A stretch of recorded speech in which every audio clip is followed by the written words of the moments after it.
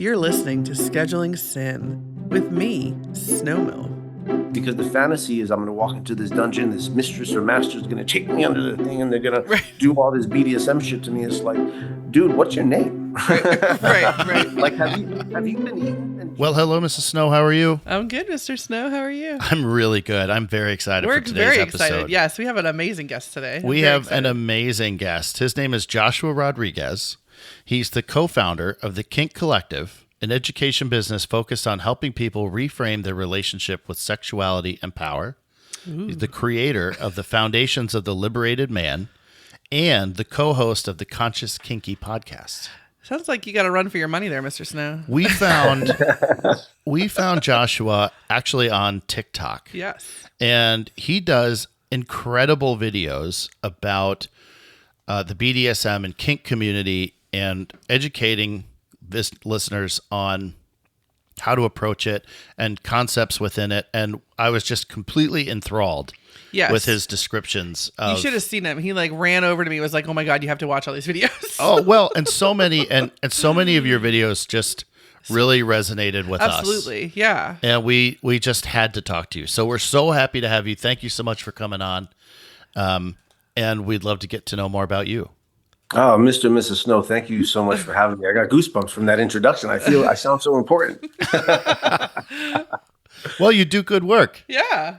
Thank you very much. I'm really honored to be here and thankful that you guys reached out to have this conversation. It's been important work for me for the last 15 years in helping people not be ashamed to move in their own body in this lifestyle.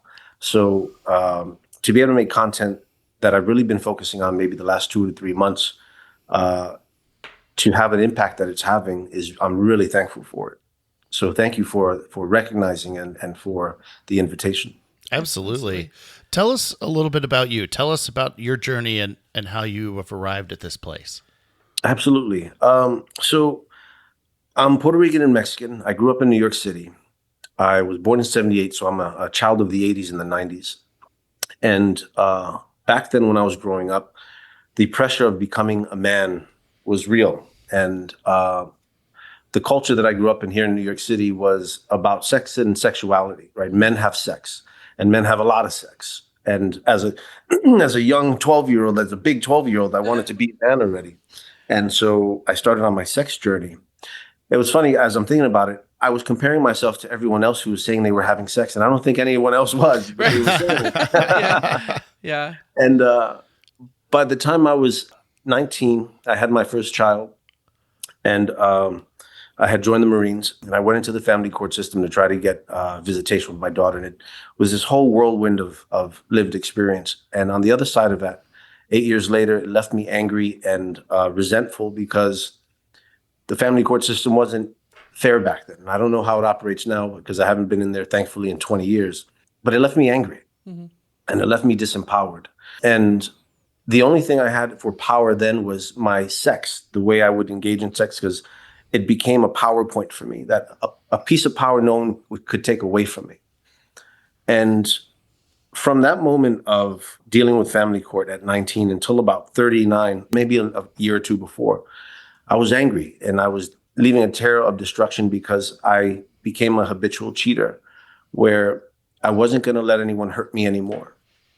And that capitalized my life for 20 years. It defined my relationships. And it's nothing I'm proud of. And it's nothing that felt good back then either.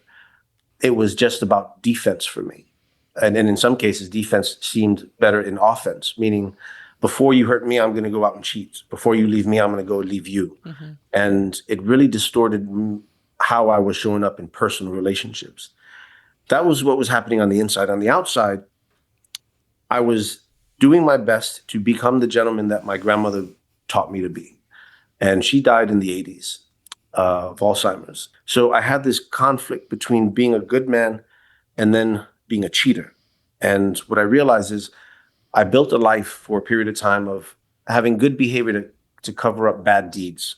Yeah. Meaning I lived an honorable life aside from my relationships, my most personal, intimate relationships.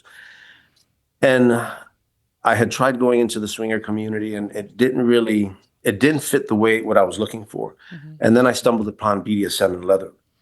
Now, I had been exposed to it throughout periods of time, but I never really connected to it. I never stepped into community until about maybe 20 years ago. I was about 30 when I stepped into the BDSM community. And around 32, I started doing professional domination. And it was in that time where I started to see the power of connection, the power of holding space, and the power of vulnerability as it was reflected back to me by clients that I was working with. And so I'm building this relationship with positive representation, positive power. It wasn't until my ex-girlfriend from 8 years ago and I had a bad breakup where I wasn't in a good headspace. And after, I think, 5 years, I finally left. Bad mental health situation. And a few months after that, she had canceled me using the momentum of the Me Too movement, which was necessary. The Me Too movement had to happen. The weaponization of it that came after, not so much. However, I like to tell people I deserved to be canceled because of my behavior. And it wasn't just her. She was, I think, the universe putting the icing on the cake. It was like, listen, you got 20 years of tearing this shit up. Right. You've got to stop now. Well, this is a combination of all the things. Yeah, absolutely. Yeah, right. And what I took away from it, I didn't learn this until a few years after the breakup, and she started the process of destroying my reputation. And I'm going to say that with an asterisk next to it because I earned that. I deserved it for what I did. I didn't do what she said I did, but what I did was lie. I lied, I cheated, and at the end of the day, I allowed women to use her to get to me. It's a very degrading process because I heard that the phrase of, I knew you were using him to get to me. And when I heard that, I realized what I was doing in that relationship is I was engaging with women intimately, sexually, even though at that point in the relationship, she said, fine, go do whatever you want. I knew better. Yeah. I knew better than what that was. And I was using ethics to circumvent morals. And ultimately, that's what got me was I made her feel less than because of the lack of respect.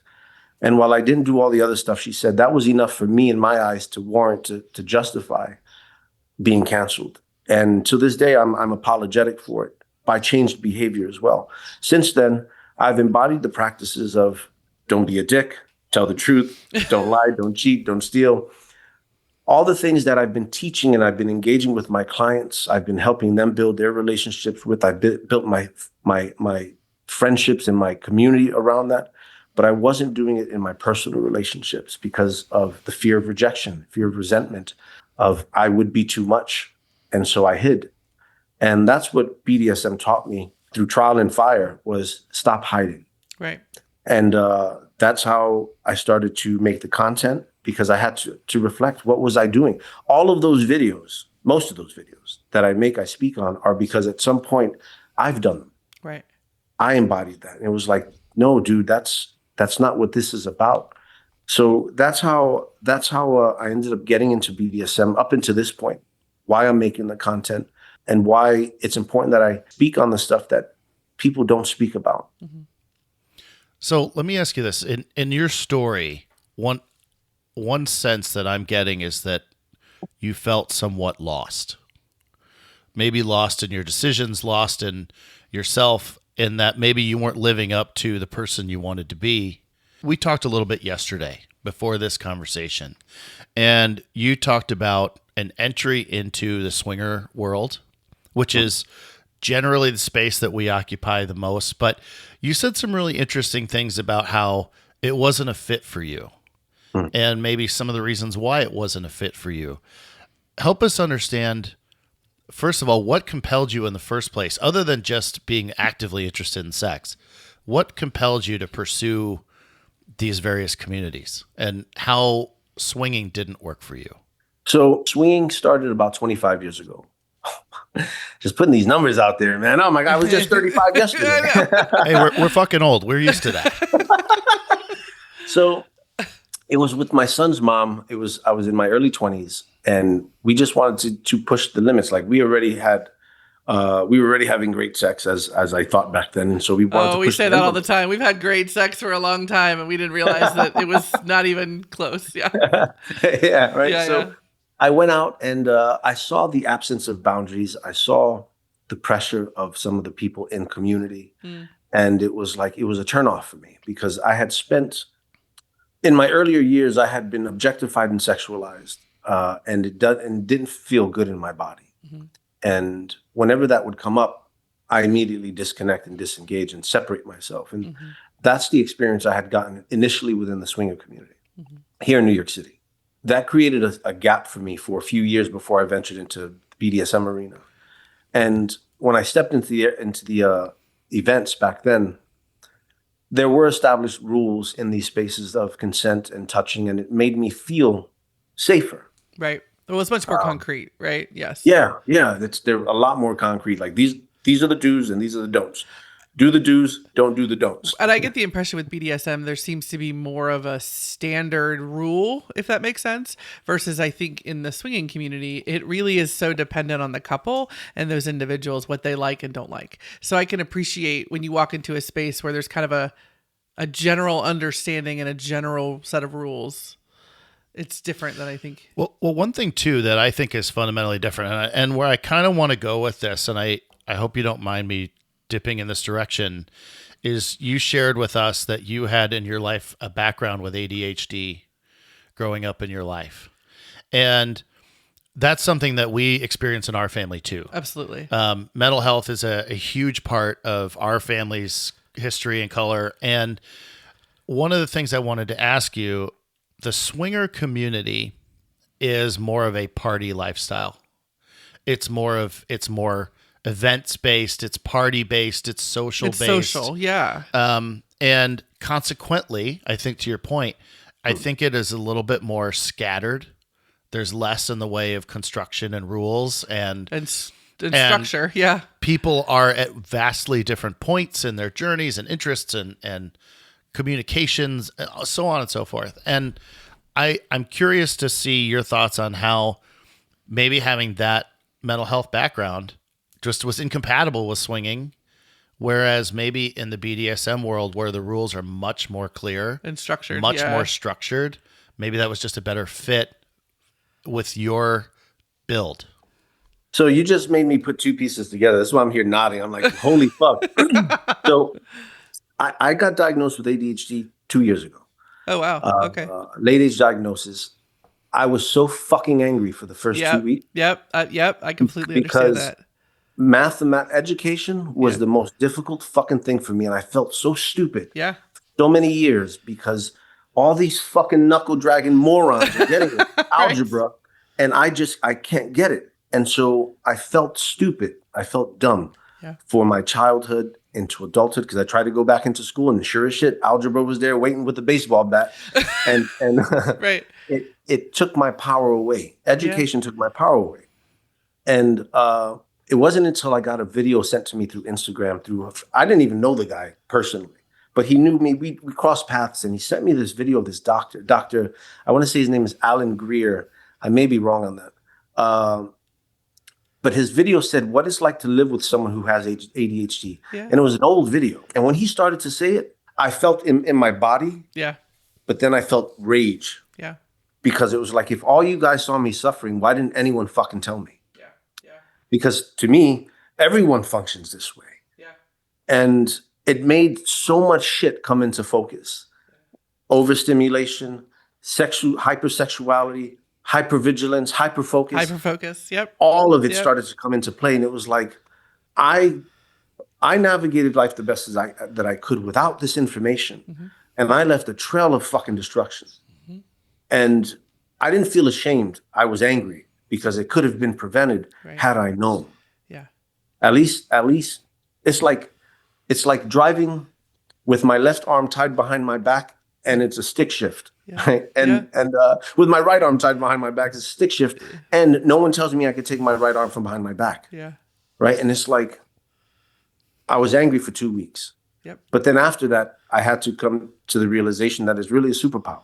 Yes. That the gifts that I get from it allow me to see patterns, allow me to see consistencies, allow me to see a few steps ahead because of the way I function. Mm-hmm. Now, with that being said, it's not an excuse for why I did the things. but it's an awareness of why I possibly did that. Well, it's definitely it's a factor, right? Like it's not an excuse. Like I can appreciate that you're still responsible for your behavior. However, I think to have some understanding and context of these things are very important. Well, and especially in this space where we're dealing with, because I relate to almost all of these symptoms, if you will, also. Hyperfixation, hyperfocus.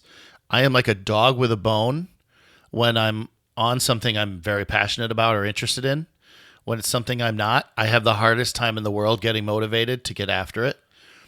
And sometimes it causes me to appear inconsistent, where I am like a absolute killer on certain things, and other things it's like I just cannot get there. Yes. And I struggle. Everybody laughs at me in our we host this podcast, we host some small events and socials and things, and everybody laughs at me when I tell them I'm an introvert. But I am massively an introvert. I can be social. I can put myself out there. I can push myself into these situations, and I can be successful for a while, but I'm exhausted when it's over. Mm-hmm. And I find that the swinging community, what I am most attracted to about the swinging community is the openness, the freedom, the communication, the authenticity, but I am exhausted by the social aspects of it. And I personally am feeling myself drawn further and further into kink and BDSM because I feel it would be more streamlined for my mental health. It would give a lot of those backgrounds without necessarily all of the party atmosphere. What I wrote down was social and structure earlier when you were talking about the swing and the BDSM community. And what I've noticed is swinging is evolving out of the party atmosphere as a whole, as a large community. It's moving slowly, but as kink is moving in, structures are coming into the communities wherever I've been. Yeah. The social element has migrated over to the kink spaces where there is no fucking structure to these events. That's why I can't fucking hang out with them, because there's no structure. Everyone is just there at a party. It's become a lot more of a party atmosphere than it is a structured atmosphere. When I started hosting events, when I started coming out to events, there was structure to it. The way I host events, there's structure to it. Yeah. The play space is closed for the first hour. Everyone gets a fucking name tag. Everyone is equal so that everyone can meet each other. Because the objectification that I've experienced in the past, I didn't want people to go through that. Right. I didn't want people to be approached because of their roles, their labels. Mistress, flog me. It's like the objectification, the kink dispensing that's expected from these people is absurd. So I've created events where the structure happens first. We have an opening circle. People get to introduce themselves and have a conversation and talk. And then we open the play space and then they move on. I believe I'm like you, Mr. Snow, in the sense that I like to host, but then I like everyone to take care of themselves. Yeah. I don't want to have to fucking talk to everybody all the time, all night. I don't want to talk to you. I want to just go into the corner and I just want to be Joshua too. That's why I have the name. Yeah. Are you my brother? Are we related? You know what? This is going to be a problem. Well, so to your point though, like I have even recently described myself as the Great Gatsby. I love to put on a hell of a party and watch it happen and not be in the fucking middle of it the whole time. Yeah. Don't put me in the spotlight. I don't want that. I want people to come to the front and everyone talking with everybody. It's the entertaining drains me. Yeah. Oh, having guests over, dude. If you want to come and hang out, understand that I'm probably not going to hang out with you most of the time because I want to be in space with you. I want to sit and chat, but then I also need space too. I need my introvert to be fed. Yeah. Which is funny because I'm like the major extrovert here, right? And you guys are just fucking weird. But but I can see it, right? And what's funny about our dynamic is he is very much, we joke about how I'm the talent and he's like the behind the scenes because he loves to make me shine. I mean, it's really what it is, right? And that just plays very well into our dynamic. And I think it feeds his servant role, but very much so. But also I think it takes the focus off him. So he's really, really good about putting me in the spotlight and making me the center. And I mean, I'm okay with it, but but it is interesting that, to hear this side. Well, it is. So I think we may have gotten the cart ahead of the horse. Which So is typical for us. Which is typical for us. Yeah. So let's do this. One thing I want to have you explain for our audience, which is primarily kind of a swinger lifestyle audience.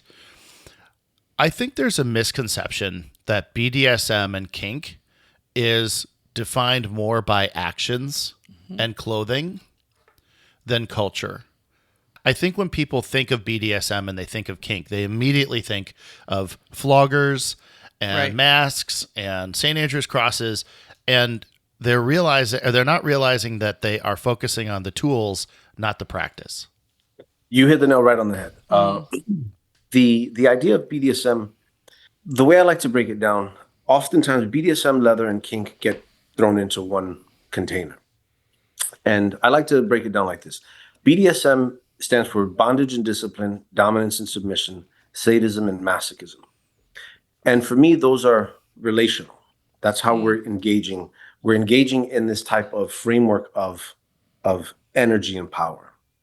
Because bondage doesn't necessarily mean ropes and saran wrap. It could also mean emotional and mental. Absolutely. Right? Restriction, control, obedience, direction, structure. So that's bondage and discipline. Dominance and submission is power exchange, hierarchy, lead and follow. I break down dominance and submission to the simplest forms as I possibly could, which is the dominant leads and the submissive agrees to be led. Yes, it's a very important distinction. Not follows, agrees to be led. Agrees to be led, right? Yes. And then sadism and masochism. I like to cause pain. I like to receive pain. Mm-hmm. Done. Then we have kink, kink are the modalities. Kink is the toys. Kink is the things we're going to be using. It's from the outside looking in.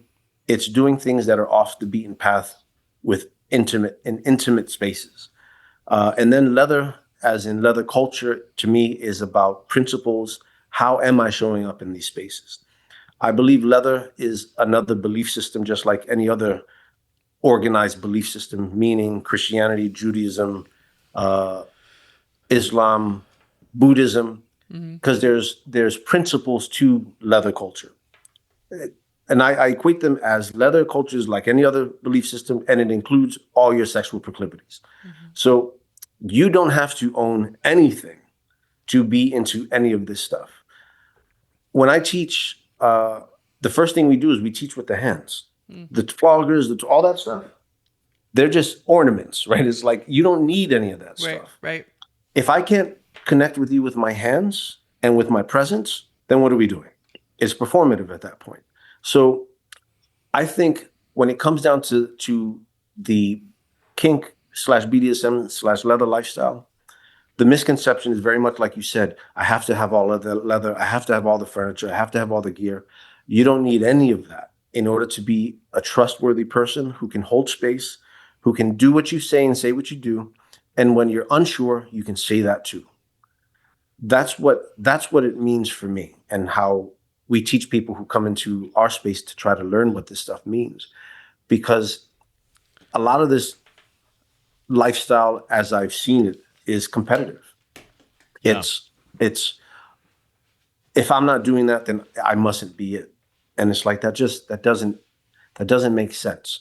What do you see in the differences in the play styles in the swinger community and the BDSM community? And if that's not the right question, recommend another one. No.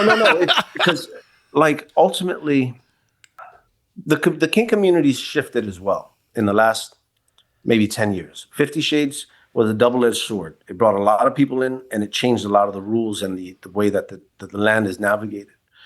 Because kink has become a lot more sensory-based than it has been connection-based. People are coming into the spaces with the checklist. What are you into? Are you into this? I'm into that. And they're connecting on their desires versus establishing connections on safety and vulnerability. Meaning they'll swim within the more shallow pool because they're not comfortable enough to say the deeper things of what their desires are. Kink communities have a high turnaround in connections and relationships because It gets intense really fast, but they're not connecting on the deeper level. They're connecting on the surface level, on kinks and fetishes. So it's kind of hard almost to peel them apart at this point, because while the BDSM community talks a lot about structure and rules and shit like that, that's just a paint job. When you go into the spaces and you see what's happening, it's just surface level, a little under surface level connection, because they're allowed to come in and say, "Ooh, I want to be spanked. I want to be choked. I want to be this. I want to be that," which at the end of the day, the spaces for kink are built for that type of communication. Tell me what you really want. But at the end of the day, they're just saying the truth to the depth that gets them what they want. Anything beyond that, it's not really happening. So that's why there's a lot of turnaround in connections and relationships. It's almost like a myth that these spaces are better than swing spaces. It's like, no, they're just different. Because I've seen swingers who hold their boundaries, who are able to communicate and connect in ways that BDSM people don't, because of it's almost like a level of sexual maturity that exists in swing space. I was going to say emotional intelligence, right? I think that's a huge piece that we've talked a little bit about. And I think when it comes to headspace play, and I think specifically in BDSM, and I think in kink, and we talk about, dominance and all those things, I think there really has to be for people to be safe, right? I think there really has to be a level of emotional intelligence. I really agree. And that's anywhere. Yeah, absolutely. The emotional intelligence is like, that's the phrase of the year for me, is emotional intelligence. Absolutely. But also, and when I say maturity, it's what I mean by that is a person to be able to say what they mean and do as they say. Yes. Because a lot of it is ultimately, a lot of it is manipulation to a means to an end. I'll say what I need in order to gain access, in order to hook up, whether it's sex or BDSM. Well, there's more of a physical need or a physical desire versus an emotional headspace desire, right? We talk about like the brain being like your biggest sex organ, because it is. I mean, I think the headspace makes it so much more intense, all the things. And if you don't have that ability to be safe and vulnerable and just real with your person you're playing with, whoever that is, whether that's a partner, whether that's some random person, whatever, it just really... It's not as good. It's not going to get there. It's not going to get there. Yeah. This is my frustration sometimes when we talk about kink and BDSM, and I don't by any stretch claim to be any sort of an expert in it, but it's just my perception of all of this is to walk into a kink space and say, I want to be flogged. I want to be spanked. I want to be, whatever. The immediate question that I would have if I were the person being asked these things is why? You don't walk into a doctor's office and say, I want you to use this tool, this tool, this tool, and this tool on me. The doctor's not just going to be like, okay, and just start hitting you with whatever the tools are. To your point earlier, and I love the way you said this, is that these things are modalities, right? And the story I want to tell on this, or that the relationship that I want to present for you to comment on, is we have attempted or tried several times to use a St. Andrew's cross. And the first time we did this was in a lifestyle club. It was mostly empty that night. It was very quiet. And Mrs. Snow got on the St. Andrew's cross and we started playing on this cross together. And it was probably one of our most intense experiences. Absolutely. For a lot of reasons, but yes. And it was an extremely intense experience, probably one of the most intense that we've had. It was not because it was wildly aggressive, not because it was rough. Not at all. Because we were both able to reach this mental point where it was just extraordinarily satisfying for both of us.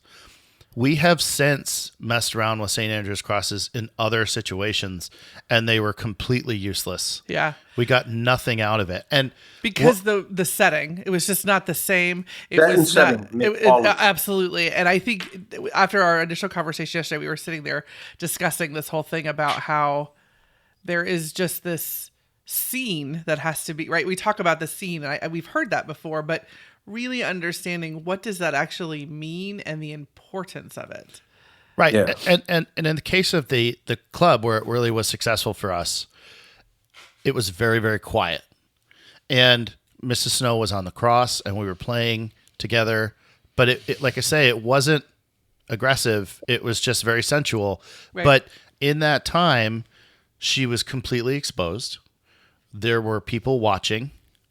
And what You were in complete control of me. I was in complete control was... of you. But what I think really made it work was you were able to enjoy this exposure. Yeah. You were able to enjoy because of the safety you provided, right? Because and it's the interesting, setting. right? We talk about like dominant and submissive, and there's this idea that dominants like are kind of these like aggressive people, but it has nothing to do with that. It's like that's not even at all what it is.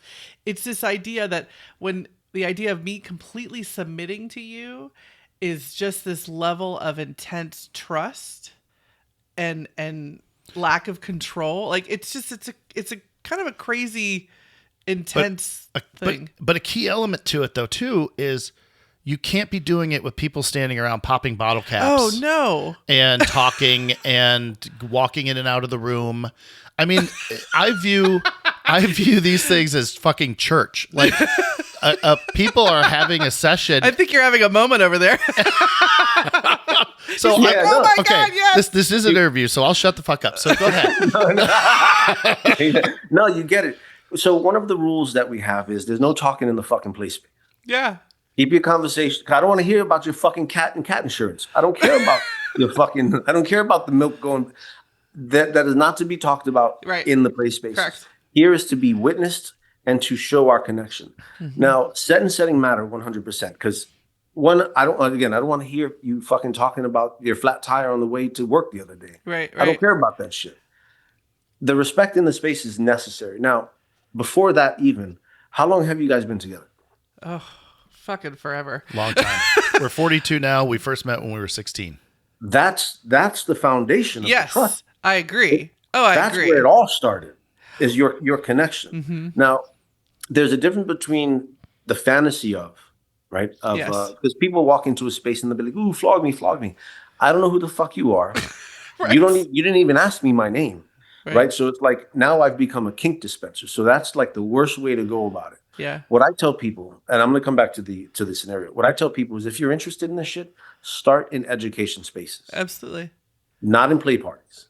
Because whether you're dominant or submissive, you need to know the techniques. You need to understand what's safer and what isn't. But you also need to know what you want and what you like. Because you don't know until you do it. Until you do it, right? So it's like you can do it and you can get these experiences in education spaces because the fantasy is I'm going to walk into this dungeon, this mistress or master is going to take me under the thing and they're going to do all this BDSM shit to me. It's like, dude, what's your name? Right. Like, have you been eating and did you drink water today? Like the conversations are really grounding before the play kicks off. Now, that's where people, and not everyone functions this way. Other people use this shit as a means to an end of connection of sex, ultimately. Now, with that being said, set and setting absolutely matters. Mm-hmm. You don't have to be the best at this shit. Just be willing to take correction. Just be willing to listen to your bottom, to listen to your partner. And as the bottom, be willing to communicate to the other person because they don't know. There's not a lot of mind reading that goes on in these spaces. Mm-hmm. But ultimately, it's about both of you wanting to do it as well. Because if one wants it and the other one doesn't, then it becomes a chore. Yep. And it's like, then comes disconnection, the absence of presence. If I'm flogging you and I don't want to be there, I'm thinking about the bill I got to pay. And it's like the person can feel that. Mm-hmm. So set and setting absolutely matters when it comes to that. That's something that is lacking sometimes in the swinger community is there's an atmosphere where it's just fun. Everybody's in a room. Everybody's having a drink. There are sexual things going on. That's its own environment. That can be a lot of fun. We've done that. It's cool, but it's not this. Right. And I view this space as in a lot of ways much more satisfying for me in terms of interest. Yeah. Because it's so much more mental. Well, and I think this mental piece is really important. I think when people enter in, whether it's swinging or really any sex in general, right? Let's be real. Sometimes sex is just physical. Sometimes sex is an act to get off, and that is it. It's coping. It's a release. Right. It is an act. It is just what it is, right? It is checking a box, scratching an itch, whatever. And then I think sex with this level of pleasure, this level of intimacy, this level of connection is very different. And we've talked about like this whole kink thing. Like we don't want to do kink with anybody else. Like this is not I don't want to go to a random person and do a kinky thing with someone I don't know, because that's not the same. That's not even in the same ballpark, right? Well, and the statement there is, I'm willing to let you touch my body. I'm not willing to let you touch my soul. My brain, absolutely. I like that. I like that a lot. So as you were sharing, Miss Snow, what came to mind, it comes back to this emotional maturity. Yeah. A lot of people use kink and BDSM for a number of reasons that isn't connection. Absolutely. Some people find it as a way to justify self-harm. Yes. Some people find it a way to disconnect. Some people find it a way to cope. Right. I just need to get off, and it's like, and move on. Well, So there's a it's like, sensory piece to it as well. I think there for are some people. it's a sensory piece, absolutely. Yeah. For some, like in some of my sessions, because I've done professional domination for like 15 years, Mm-hmm. and this is where I get a lot of my information. I'm curious as what that looks like. is for people who suffer from chronic pain. Oh, sure. It's a way to have control over their body, Yeah. over their pain. I can Right. see So that. there's a number of reasons why people engage in BDSM and kink, and it's learning what that is that really matters too. Mm-hmm. Because if Mr. Snow, if you develop a skill set where you're like the top dog in the space, what's going to happen is the power is going to shift. Mm-hmm. You're going to become an asset, but you're also going to become a target. Because people are going to want your skill set for their needs, right? It's like being a good lover. It's like people don't want you for you. They want you for what you can give them. And that's the harder part of this journey into BDSM and kink, is that transcendence can happen from this. Right. Healing can happen from this. Building can happen from this, but also destruction can happen from it. Right.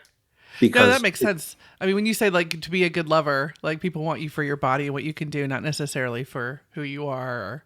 That's really, whew, that hits. Okay. Yeah. Do we have a responsibility to not encourage people who are interested in pursuing this in a way that we feel is unhealthy? 100%. I was actually talking about this the other day. I think I'm going to make a video on it. I don't think everyone deserves to be here. I think there's a level of emotional maturity that a person needs to have in order to step into this responsibly. The community has become way too inclusive. Everyone should be here. No. Yeah. That's too much information too soon, where you don't even have your life together. Right. How are you going to take the responsibility of someone else's safety Yeah. in your head? Because people die doing this stuff. I know at least half a dozen people who have died engaging in BDSM. And it's like, there's a level of responsibility and accountability that people, if you're not willing to sit into a classroom that talks about consent and the rules of the space, but you just want to go into the pool, you don't deserve to be here. Yeah. If you're suffering from severe mental illness, BPD, Yep. depression, like, do not come. Right. Because what happens in the brain needs to be regulated. If Yes. not, you're going to be destructive and dangerous to yourself and others. Yeah. And that's a fact. I don't think most people should be doing this stuff without having a mentor, having come in from the bottom, meaning you don't have to be submissive, but understand what it means to submit. Understand what you're asking of the other person, that you're asking to put themselves on the line because I want to be a dom, because you're not comfortable enough to fucking submit because someone hurt you when you were 12, right? Right. It's like, Right. there's lines through this that really need to be addressed. So I think it is people's responsibility to say, listen, don't engage in this unless you're ready to take full responsibility for your choices. And you have the capacity to do so. And you have the capacity to do Absolutely. Yeah. Is power transfer more about control or trust? it. For me, it's about trust. For me, it's all about trust. That's where the emotional maturity comes back in. It's like, I have a few power exchange relations. I've had many power exchange relations. No, I can't say many. I've had enough power exchange relationships in my life where, in the beginning, I was the knucklehead. I was in my early 30s. I'm dominant. Listen to me roar. It's like, then if I'm dominant, then this must be what this means. It's like, that's not how it works. Yeah. I can't forcibly lead anyone, first of all. Second, if a person asks me to lead, I have to be willing to take the responsibility of that leadership. Meaning, I thought for a period of time, managing a submissive is the deal, right? It's like I manage the information so that I can control how you're going to feel and shit like that. All of that falls apart. The way that I operate now, that I've operated for the last few years, is I'm here as the dominant or as the master in my master-slave relationship. I'm here to help you get to your dreams through guidance. You're here to help me get to my dreams through support. And then we co-create. We either co-create in our relationship or we co-create on a community level so that we're both investing into similar directions and we're building into our relationship.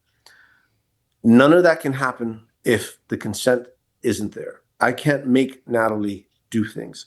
She has to be willing to, she has to trust me enough to say, okay, master, this is what you're saying, I'm going to do it. She has every opportunity and every right all the time to come back to the table, to renegotiate, to say, this doesn't work for me anymore. Or to say, I need more of this. Right. So that we're co-creating together, because she's 20 years younger than me, 22 years younger than me. It's funny, last year sometime I made a TikTok video about, I will never do anything with a 20-something-year-old or a 30-something-year-old. I made this shit blew up. It had like 187,000 views and it was like, Master Joshua. Sure as shit, the universe delivers her 4 months later.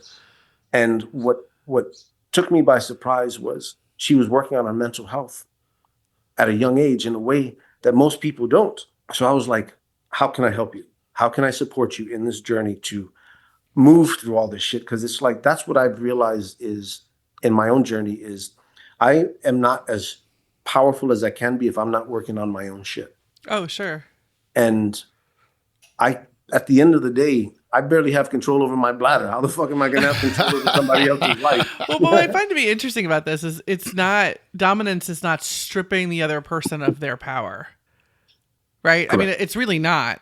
They have power, they have control, but it's just, like you said, kind of managed and negotiated, and you guys have that understanding. But again, domineering is the other one. Yes. Right? Domineering is the person who has to have things my way, who manage it. Which is not the same. Well, not the same at all. I always ask the question. The tough part about it is how people are receiving these images of what dominance is. Right. Yes.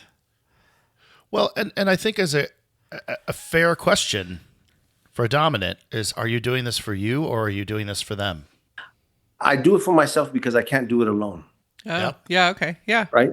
And it's like, if I did it for myself, I won't need your help. I'm the dominant. I could fucking do all of this shit. That's not how this shit works. Yeah. Right. Had my partner, she's really the dominant. Right? No, she manages the money. So she's the boss, right? Yeah. But, then there's Natalie, who is technically my slave by agreement. However, we all do this Kink Collective shit. If Natalie says, Master, I need you to do this. Yes. I'm not going to ask the fucking question. Yes, ma'am. And I'll go do it because I trust you. I trust you enough that because it's not about Master Joshua. Sorry, it's not about Joshua. It's about changing the world and what we're trying to do with our work. Yeah. I submit to the purpose. The purpose leads everything. The purpose is, how do we get people to realize that they have individual power themselves? Yeah. And like, that's the driving, that's the bus. I just happen to be behind the steering wheel. However, I have a navigator. I have someone who watches the fuel. It's like some Mad Max shit. Yeah. And I have touched enough irons to know that I can't do this by myself. Mm-hmm. With that being said, in order to gain access to me, one, you have to be invited in. Mm-hmm. And two, you have to come in ready and able to take on responsibilities for yourself over your own life, because I'm not going to manage anybody's life. Mm-hmm. But I see a lot of the shit that happens in this BDSM community where the heads of households find their purpose in managing other people's journeys. And it's like, I'm not responsible for your education. I'm not responsible for your growth. I'm here to support it. I'm not here to do it for you. Yeah. And they end up fostering whole houses and communities of codependency. Right. I was going to say, just probably incredibly unhealthy relationships. Nope, yeah, not my jam. Not here. No. All in the guise of leather and BDSM. Oh, this is the hierarchy. This is how it goes. Shut the fuck up. Because if they just wanted to leave, they'll leave. Right. Oh, sure. That's the truth of the matter. Well, that's cultish. That's cultish. That's different. That's not. No. Dude, like you would see it, you see it, right? Oh, It's absolutely. like if Natalie, and sometimes I get afraid, right? Like, oh my God, please don't leave me. I made you go to bed at 9:00, right? But that's the truth of the matter is at any time anyone can get up and just walk out. Mm-hmm. And it's like, what does that say about your leadership? Mm-hmm. What I'm hearing is that there, how do I say this? There's a dilution to this sometimes. You know, I'm hearing that there is the real risk of enabling insecurity through this space. Yeah. Yes. And how does a person who is sort of new or a person who is finding their way into this, what are some red flags? How do they recognize, hey, this is not a healthy example of this culture?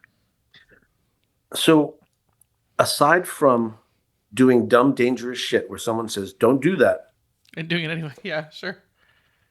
anything that helps you feel like you're growing and expanding is a green flag. Anything that's taking away agency in your voice is a red flag. Yeah. If you can't question shit, walk away. If the person says, well, that's just how I am, walk away. Because if I'm going to put my life in your hands, I need to know that you are capable enough to hear my no, Mm-hmm. to hear my I don't feel safe, beyond your ego speaking. Mm-hmm. Now, that's just from the submissive to the dominant. The other way around, as a person who wants to come in as a dominant, when the submissive say, I have no limits, when the submissive is either giving you everything or they're unloading their whole history with you, because there's a difference between vulnerability and trauma dumping. Yes, there Right? is. And Yes, it's like, there is. what I talk about is, in some of the classes that we teach, we have frameworks. We have MISS, which is the process of connecting with someone. You meet someone, and then you invest time into seeing who they are and learning who they are through conversation. And then the next step is sharing information about self. A lot of people, and then shared experience after that. What happens is people go from meet and they jump to shared experience. Yeah. They don't invest time to see who this person is, or they go into share information and they give all their personal lived experience away and they trauma dump. It's like when I speak to people about who I am today in character and my intentions in life. Mm-hmm. You don't get access to my past unless that's a conversation on the table. Mm-hmm. What you do get is the culmination of my lived experience from here moving forward. Mm-hmm. How I see the world, how I perceive the world, how I engage. And the hopes is to learn how to discern who's a safe person versus who isn't a safe person. Mm-hmm. So that's the MISS structure. The next one is the ICAVS, and what that is, it's how we build containers. Because once a person becomes aware of choice or the ability to make choices, it is now your responsibility to make your choices. Anything beyond that is avoiding responsibility. Mm-hmm. So when it comes to creating a container, one, it requires introspection. Mm-hmm. Where am I at right now? In this conversation, what am I telling you? Is it truthful? The C stands for the container. Am I giving you my undivided attention? Am I being truthful? Am I being honest? Do you feel the same way? Next is authenticity. Is what I'm saying real? Mm-hmm. Or am I managing this? The other is vulnerability, which is how close to my truth does this land? And then the last one is the safety of the container, meaning I want to make the person feel safe, seen, and heard by mirroring by giving the example of my vulnerability, of my authenticity, mm-hmm. and giving you the opportunity to meet me where I'm at. Because mm-hmm. the misconception is meet people where they're at. It's like, yes, I'll meet you where you're at, but I'm going to invite you up to where I'm at. And that's in open conversation, help me feel as safe as I'm trying to help you feel. Mm-hmm. If you cannot give me that, there's no reason for me to be here. Mm-hmm. And it is only my responsibility to navigate that. If I choose to go otherwise of what my intuition is telling me, then that falls on my lap. Mm-hmm. It's not on the other person because they lied to me. It's like, yeah, well, how many red flags did he blow by? Make sure you feel safe, seen, and heard. Yeah. I mean, if you can't be vulnerable and you can't, I think trust and communication. We talk about this. I can't tell you how many times we talk about it, but it's like, I think it's so integral into this. You can't, if you're a bad communicator, get the fuck out. Like this isn't going to work for you. You're going to cause harm. Right. And I think to your point, like if you don't have a good sense of your own shit, you know what I mean? Like it's going to be a challenge and you're going to do damage. Yeah. Right. 100%. And that's not, we don't want that. Right. So I 100%. think that's a level of emotional maturity. That's a level of emotional intelligence. I mean, all of those pieces that unfortunately I think a lot of people struggle with. And I think a lot of people are attracted to certain types of lifestyles, quote unquote, seeking some sense of identity, sense of purpose, sense of control, like all the things, right? When it's just like, those are not the people you want to attract. Like, I mean, not that they can't engage in it at some point, but when they're initially attracted to it, that's not what this is. So I was at a conference. Esther Perel was here in Brooklyn over the weekend. Mm-hmm. Dan Savage was here. They had a lot of tip of the spear, sex advice, sex therapy type of folks. And my new word for the last half of 2026 is going to be neglect. Yeah. People come into this lifestyle with unaddressed neglect. Oh, absolutely. And that's hard to look at, first of all. Then it's hard to admit. And a lot of folks come in trying to stimulate parts of their body or parts of their identity because of the neglect. They're looking for validation or they're looking for stimulation. I didn't matter out there. And because kink community has such a low threshold for inclusion, you get everybody in here and all of their fucking problems. All the mess. Oh, absolutely. And that's all it creates is messes. Like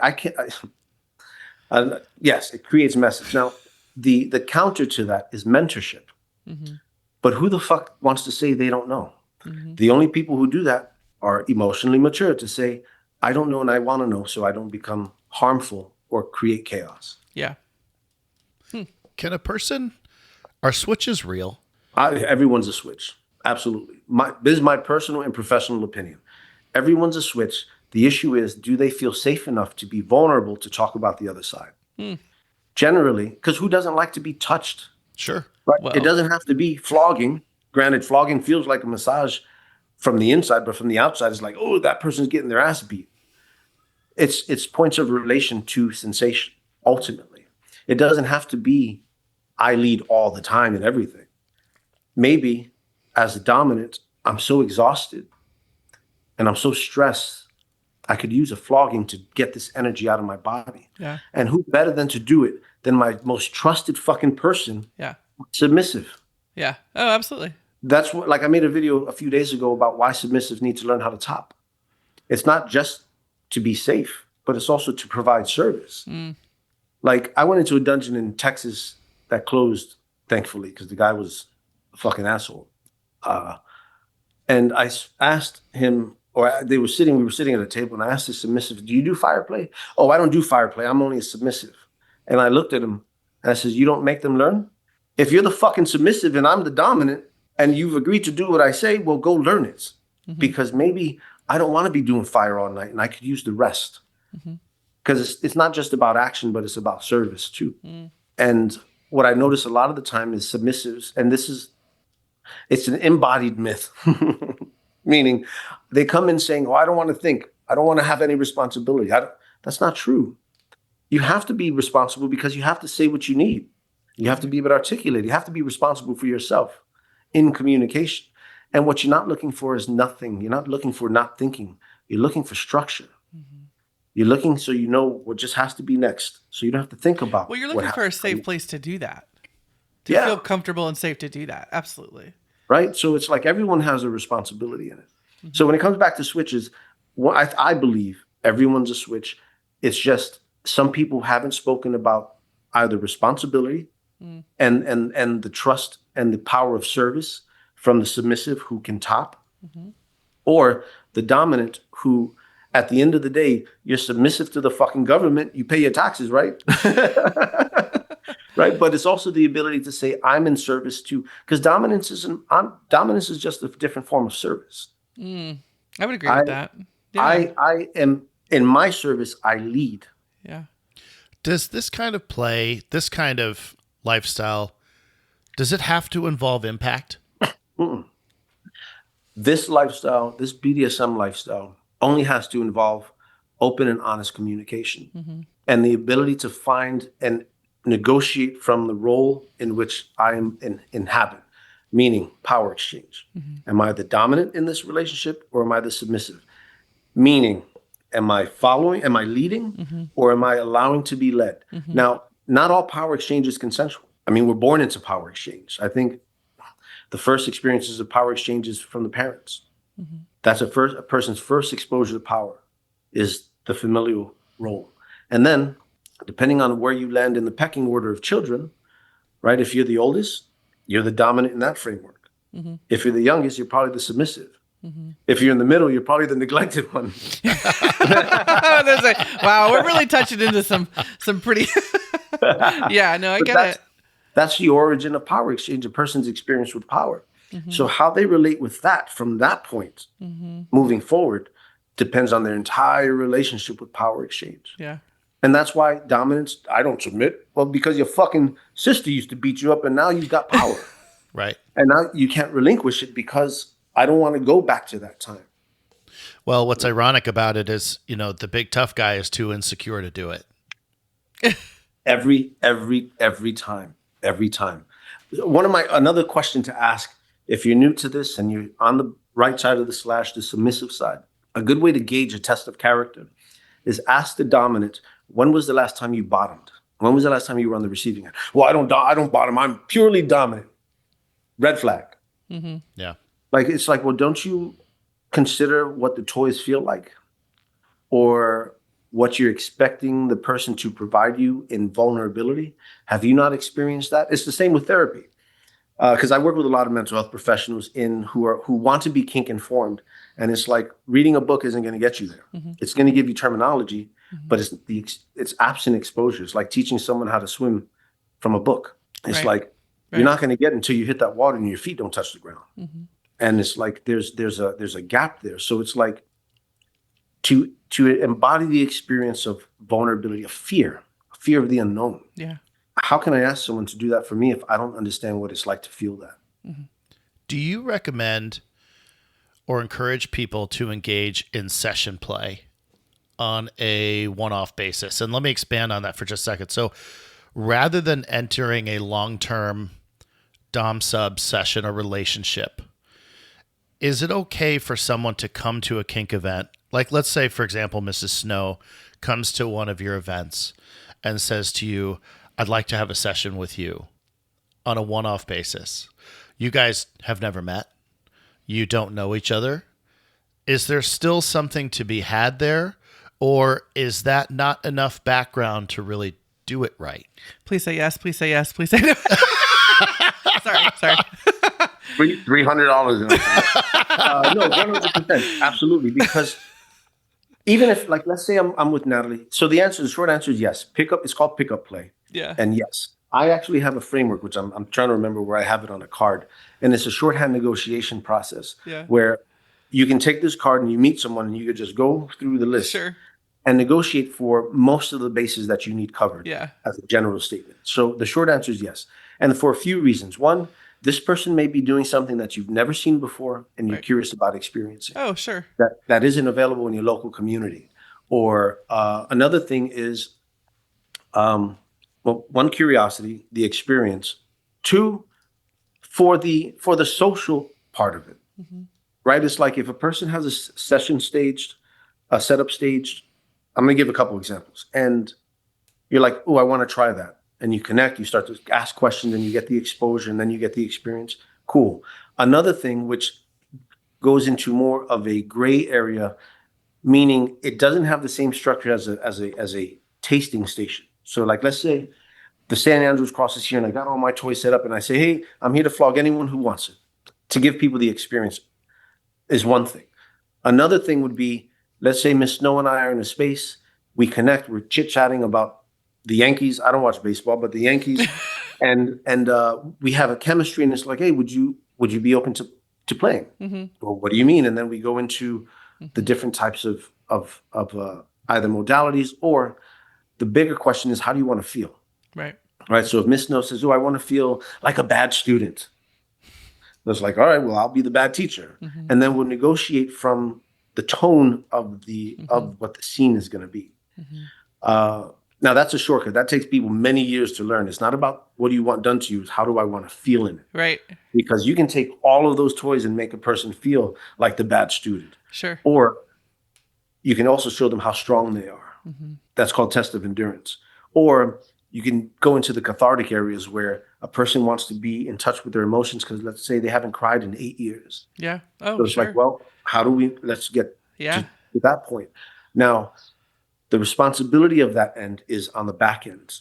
After we've gone through our negotiation, how am I going to support you? And how are you going to support me? And the days that follow, should one of us have an emotional crash?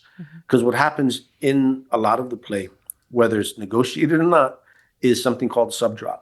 And ultimately, there's a few reasons why this happens. One, all the chemicals in your body, the endorphins, the adrenaline, all of that nature pours into your body, depending on what happens. And then you're depleted. And that feels like a temporary depression.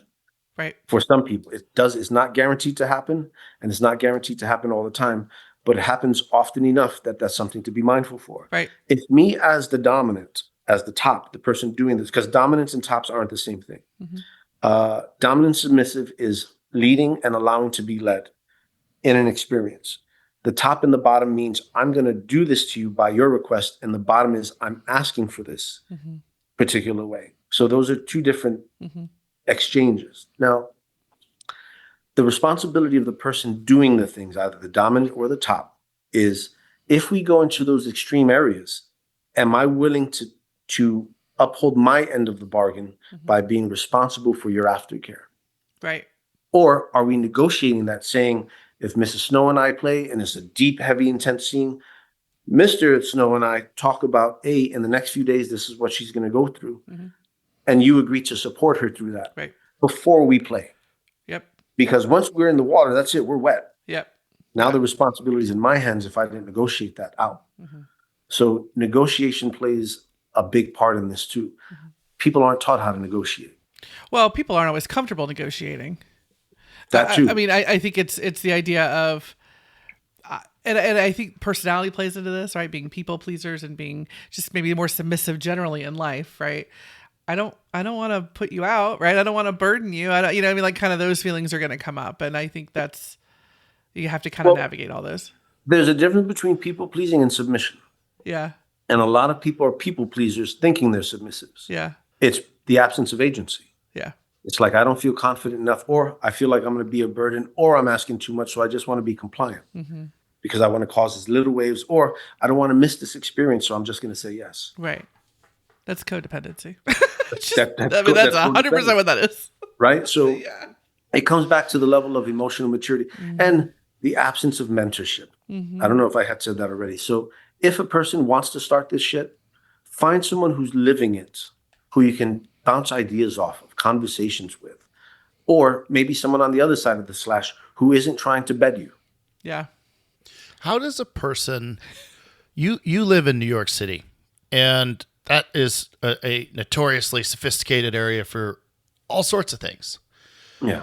A person lives in Milwaukee, Wisconsin, or they live in, Minnesota, or they live wherever they live. How do they go about finding this culture where they live? So this is a tough one, right? Because there's websites like FetLife, and FetLife is probably easily the most prominent. It's essentially fetish Facebook. Yeah. It's chock full of information, events, education, and it's also full of people. Right. And so 9 out of 10 are there with an agenda, right? So navigate with caution. However, navigate it. That's one way to do it. My thing, I'm going to put this one together for the first time here. My thing is educate yourself on FetLife and meet people. Develop your experience in education spaces first, because there you have a facilitator who can watch out for danger, hopefully, like theoretically. The lights are up, the music's down, and you're learning techniques in order to stay safe and how to do this, and you get the practice doing it. people want to jump to parties and shit like that, and I get it. But the connections are based off of fetishes in those spaces. They're not based off of character and moral and life direction. And what I tell people is like, listen, pursue your passions. Educate yourself in this stuff, but if you're looking for a partner, pursue your passions and find someone who's going to see you for your whole identity versus your kink identity. Because you're going to get your heart broken. You're going to touch a lot of fucking irons. You're going to kiss a lot of frogs because their intentions aren't going to be your intention. Right. Yeah. And you're going to see how polyamory, everyone's fucking polyamorous. It's like, no, everyone's just trying to get their dick wet. It's just a different paint job. Yeah. It's just a different paint job for the most part. Right. It's like you also, like, I also need to see someone's, how do you live outside of this kink space? Who are you in your day-to-day life? Because how you treat everyone else is how you're going to treat me. So my biggest thing would be education on FetLife, socialize on FetLife. Don't commit to anything physically vulnerable yet. Find education. If you invest money into your education, don't get free shit exists out there, yes, but people don't want to spend money on this shit. Spend, because this is life and death at the end of the day. If something goes wrong, you can get maimed, you can get nerve damage, you can get an eye fucking poked out because of curiosity. Invest money into your education. It'll pay off tenfold. And then live life and meet people in passionate areas of your passion. If you like skydiving, fucking go skydiving, go to Skydivers Club. And with your built knowledge, meet other people who are curious about you. Because if you're curious about me and you want to connect with me, and we establish a deep level of trust, this is why I don't suggest leaving identities in the closets until 2 years in. Oh, by the way, I'm kinky. Speak about your curiosity and speak about your desires early, so that the person can they can make an informed choice. If you don't feel comfortable enough sharing that after you've invested your time, after they've become vulnerable and you are still on the fence, reflect on that shit. Like, why don't I trust this person to say it? Because of fear of resentment or rejection? Well, then that's something to work on. But you need to feel seen and heard in your connection. You'll feel seen and heard in fet spaces, in kink spaces, but you'll be seen and heard with an ends to a mean to an ends, versus meeting someone who has a similar passion about life as you, and then because if you're vanilla and I'm curious and you love me and you're open to doing this because I've created a safe space for you too, then we'll both learn together. Because everyone has a day one. And it's like, no one wants to meet the person with a day one. It's like, you don't have any bad habits to unlearn. You don't have any, like, you can do this road trip together and it makes a huge difference. But people feel like time is running against him. I got to be married by the time I'm 28 and all these other reasons. It's like you're shortcutting yourself if you don't invest into who you are and the value that you bring to the table. Right. Yep. Let's say a person, for whatever reason, they do decide their first soiree into all this is going to be to attend a party or a kink event. And maybe that's the only thing immediately accessible to them. And so they say, fuck it, I'm going to go try this event. I know he said to go to these training events, but I'm just going to go at this route. Yep. What etiquette rules should that person know or bring with them as they enter that space for the first time? So what I would suggest first is reach out to the organizers and see how they communicate with you as a first timer. If they communicate with you, hey, listen, I'm coming to the party for the first time. I'm not sure. I've never been. Gauge their response to you, because if they're warm and inviting, that means they're being mindful of their space. If they don't answer you back, now don't do this shit 20 minutes before the party starts because they're getting ready for the party, right? But if you can't do that and you show up at the door, see if they have rules, see what those rules say, and then see if people are abiding by those rules. If people aren't abiding by the rules, if the rules are just for show, that's something else. If you don't feel safe, leave. Yeah. You do not have to participate in anything you don't want to ever. If you walk into a space and you don't feel like that golden rule won't be honored, leave. Get there when the doors open so that there's less people there, so you can speak with the staff ahead of time. And you can get situated in the space. You can navigate the space before the intensity picks up.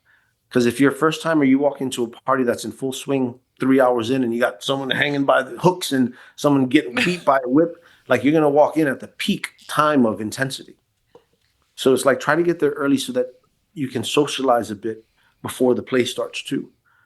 And if you can, go with somebody, go with a partner, and understand that it'll take years before a person actually has the courage to walk in the door. Mm-hmm. So if you've been outside those venues and you haven't had the courage to walk in, that's totally normal. What you realize is once you get in there, there's all types of people from all lived experience in there. It's not the pretty club. Oh, yeah. It's all types of people from all walks of life. Mm-hmm. Mm-hmm. What are the etiquette rules around watching scenes, asking for sessions, things like that? So I'm going to differentiate scenes and sessions. Play scenes are what happens in the party. Sessions are generally professional based. We're going to have a session today. You're going to come in, and those are orchestrated, generally financially driven. That's like professional language. Our session. We're going to have a session today. Treat it like a formal dance, meaning there's the dance floor and then there's the people watching the dance floor. Mm-hmm. Never be within arm's reach of any of it unless you're participating in it. You cannot walk into a dance you can't cut into a dance. You don't cut into a scene. You watch that shit from the end. You don't ask questions while they're dancing, while they're playing. Mm-hmm. What that looks like is, let's say I walk in and there's someone being flogged and I'm like, wow, I'm curious about that. I'm not going to go up to the guy and say, hey, what are you hitting at her with? It's just rude. It's disrespectful.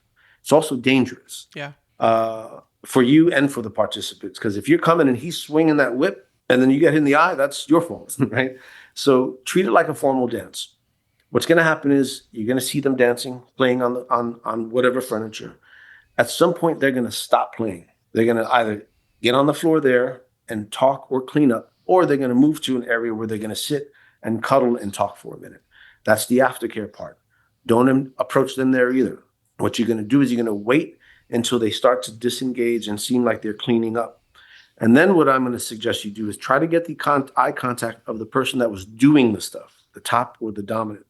And that could look like this, walking by and like trying to make eye contact. Yeah. And if they acknowledge you, which is a wave back or a head nod, then gesture, can I approach? And wait for them to give the thumbs up or the wave over. And then you can come over and ask questions.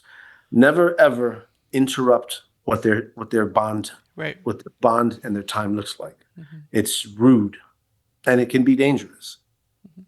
Well, so I think we're kind of at the point maybe where we should wrap it up. I think we've yeah, maybe. You're such a you just want to go get flogged now. She's asking for it. Well, Joshua, this has been amazing, and thank you so much for coming on with us and sharing your knowledge. I'm sure we're going to come back to you in the future, if you'll let us, for questions and things as we go. But how can our audience reach out to you? How can they find you? So I can be found on a few websites. MasterJoshua.com is my one-on-one work, where I help people reframe their relationship with sexuality and develop a deeper understanding around power exchange and modalities and kink.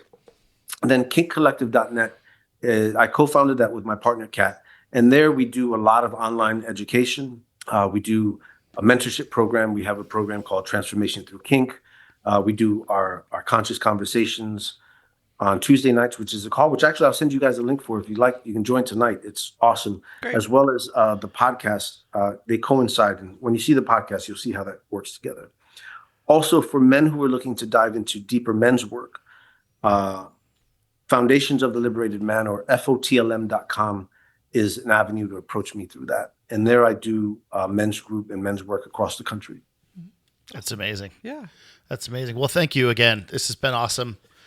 Yeah, we definitely appreciate your time and expertise, and it's not bad eye candy either. So, sorry, I did not mean to objectify you.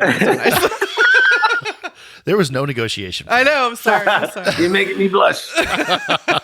No, thank you guys. Thank you guys so much. And I look forward to meeting you guys in person. Yeah, apparently we that's going to can't wait. happen sooner rather than later for some of us. For some of us.